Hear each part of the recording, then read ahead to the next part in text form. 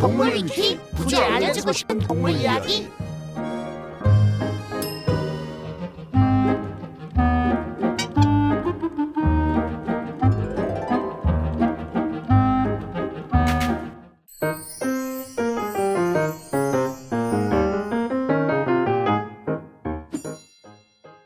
많은 사람들이 좋아하는 동물 불가사리. 그 동물에 대해서 몰라도 되는 것까지 굳이 자세히 알아보자.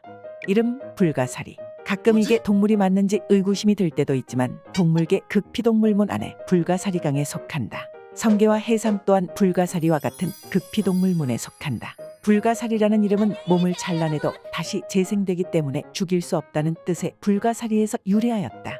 화석상으로 확인할 수 있는 불가사리의 첫 등장 시기는 대략 5억 년 전의 캄브리아기 대폭발 때이다. 한국에서 가장 흔하게 볼 수 있는 종은 별불가사리, 아무르불가사리, 거미불가사리, 빨강불가사리가 있는데 이외에도 팔손이 불가사리나 애기불가사리 등이 있다. 그리고 해외에서 볼 수 있는 종도 있는데 대표적으로는 레드불가사리나 샌드불가사리, 산호를 잡아먹는 악마불가사리가 있다. 해부학적으로 가장 큰 특징은 뇌가 없다는 것인데 이런 이유 때문인지 스폰지밥에 등장하는 캐릭터 뚱이도 이 고증을 따와서 바보 같은 행동을 하는 것으로 보인다.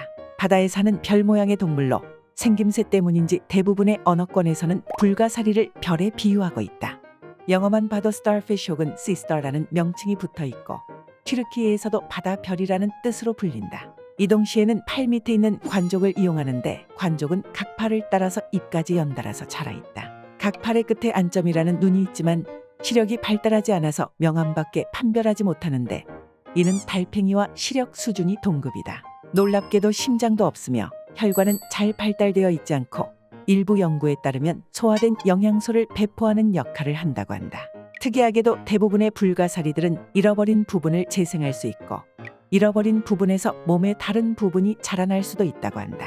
자절이라는 행동을 할 수가 있어서 상처 입은 팔을 떼어낼 수가 있는데 한번 재생하려면 몇 달의 시간이 필요하지만 제거된 팔이 5분의 1만 돼도 잘려나간 팔도 따로 분열해서 새 불가사리가 된다고 한다. 현존하는 생물들 중에서도 추위에 특히나 강한 생물로 영하 30도 이하에서도 거뜬히 버틴다. 그렇기에 북극과 남극 심해에 가도 흔하게 볼 수 있는 동물 중 하나다. 온도뿐 아니라 얕은 바다든 생물이 거의 없는 심해에서든 그리고 엄청나게 오염된 바다의 바닥을 보아도 불가사리가 가득한 경우도 많다. 이렇게 번식력과 생명력이 강한 동물이 사람에게 도움이 되면 좋겠지만 먹성이 좋은 불가사리 때문에 조개를 양식하는 어민들의 입장에서는 굉장한 골칫덩이다.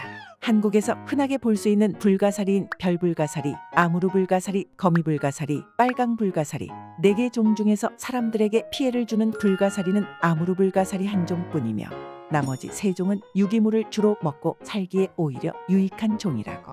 해산물이라면 거의 모든 것을 먹는 한국에서도 불가사리를 식용으로 만들지는 못했다. 따라서 잡은 불가사리는 주로 비료로 사용되며 불가사리 비료는 농산물 성장에 꽤나 효과적이라고 하고 2017년 이후부터 최근까지는 관절염 치료제로 연구되고 있다고 한다. 오늘 준비한 내용은 여기까지. 다음 시간에 더 재미있는 이야기로 찾아오겠다.